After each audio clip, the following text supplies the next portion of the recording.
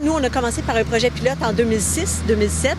Puis le projet pilote, ça, c'était bon parce que ça nous a permis justement de tester les types de bacs, de tester les modalités de collecte, de faire parler des citoyens aussi qui participaient au projet pilote. Donc, ces personnes-là étaient capables de dire « Oh, c'est pas si compliqué que ça ». Ou il y en a d'autres qui ont dit « Oh, j'ai eu des petits problèmes ».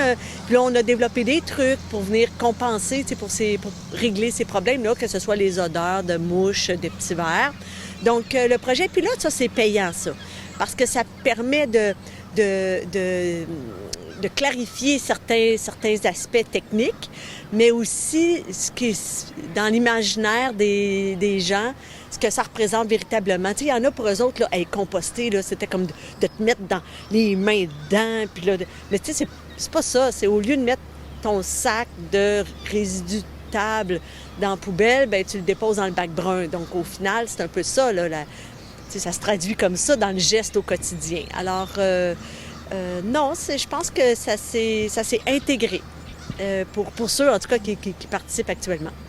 Pourquoi c'est si important de composter?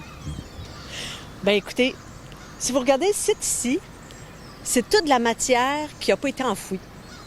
Donc, c'est de la matière que tu déposes dans un bac qui est transformée naturellement et que tu viens acheter, que tu viens chercher de nouveau pour mettre dans ton jardin, dans tes fleurs, dans tes plates-bandes.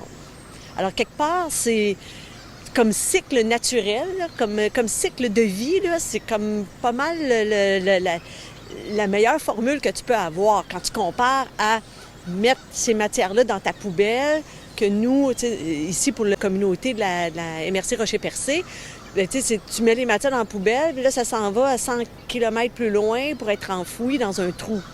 Alors, c'est clair que de composter de nos matières organiques, tous les bénéfices sont là pour la population. C'est pas quelque chose qui prend beaucoup de temps non plus, puis c'est pas quelque chose qui est compliqué à faire pour les gens non plus. Non, une fois que tu es bien installé, tu sais, ce qu'on a remarqué, nous, les citoyens, ce qu'ils nous ont dit, là, ceux qui pratiquent, ceux qui ont commencé, qui ont arrêté, qui ont recommencé, ce qu'ils nous ont dit, ce qui a fait la différence, c'est d'être bien organisé dans la cuisine. Donc, d'avoir le bon bac. Il y en a qui ont choisi le petit bac en stainless parce qu'ils n'aimaient pas le petit bac que nous, on avait. Peu importe le bac que tu utilises. Mais c'est d'avoir le bon bac dans la cuisine, d'avoir le bon sac dans la cuisine. C'est pour ceux qui veulent absolument avoir un sac.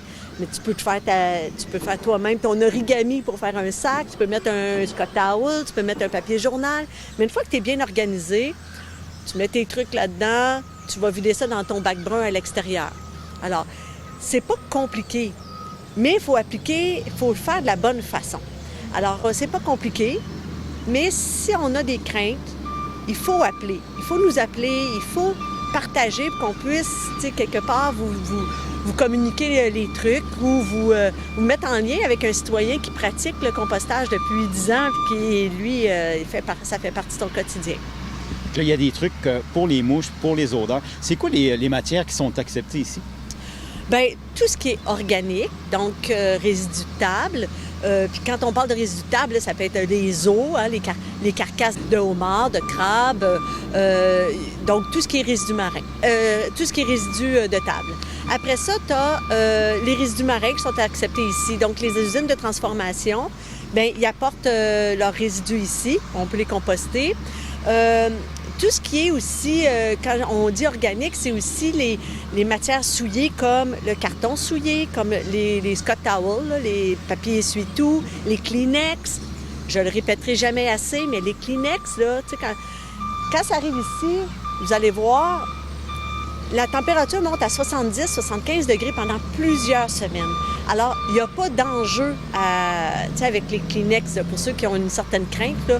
T'en retrouveras pas, mais jamais dans le compost que tu vas racheter à la fin. Donc, les résidus verts, évidemment, donc tout ce qui est gazon, feuilles, etc., les petites branches, on n'achète pas, on n'accueille pas les gros troncs d'arbres, là, mais les petites branches, on accueille ça. Alors, c'est ça, tout ce qui est organique. Puis, dans les contenants, dans les sacs, qu'est-ce qui n'est pas accepté? Plastique, verre, métal. Plastique, verre, métal.